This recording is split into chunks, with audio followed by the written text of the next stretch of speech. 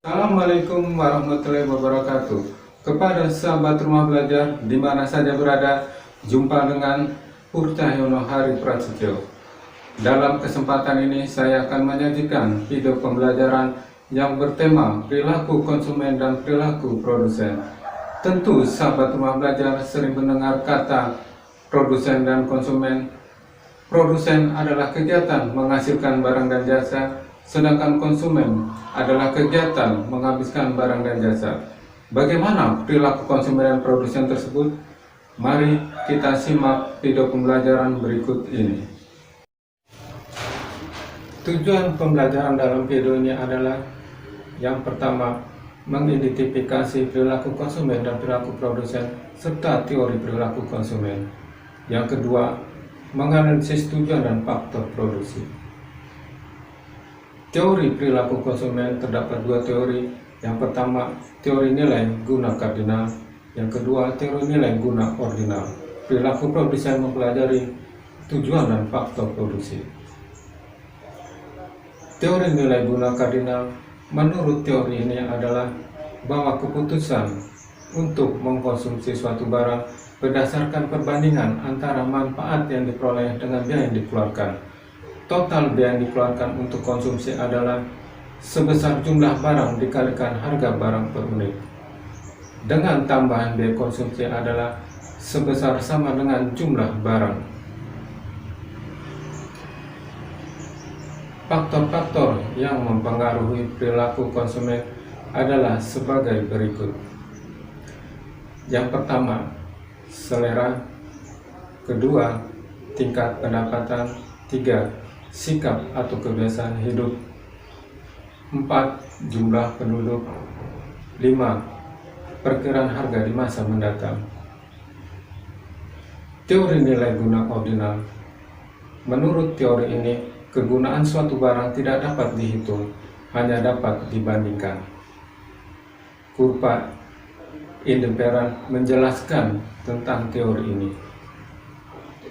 Kurva Indeperan digunakan untuk menentukan suatu keseimbangan pemilihan konsumen terhadap dua barang atau produk yang berbeda dan menganalisis perubahan harga produk tersebut terhadap jumlah barang yang diminta.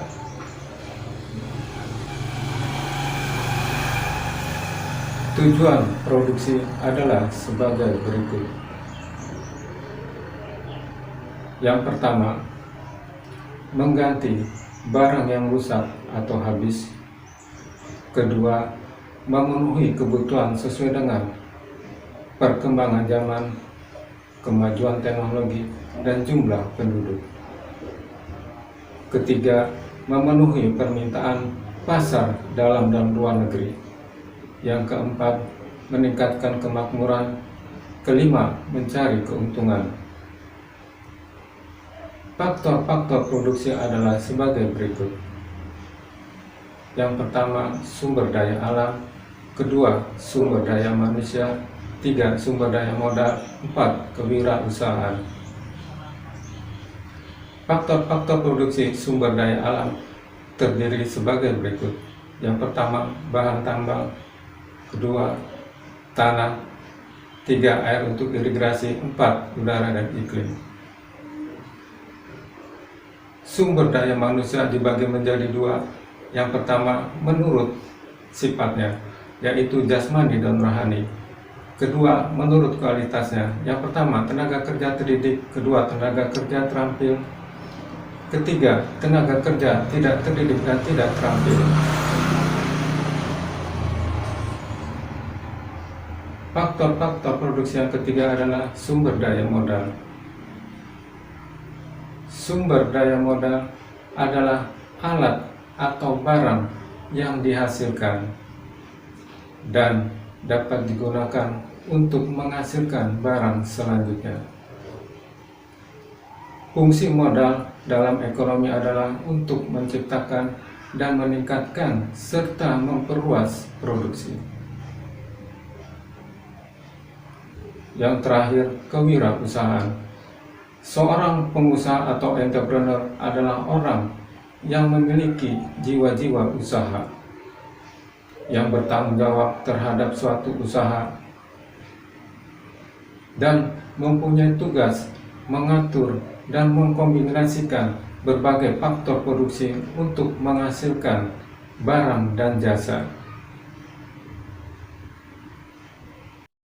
Sekian video pembelajaran saya. Belajar di mana saja, kapan saja, dengan siapa saja. Salam rumah belajar.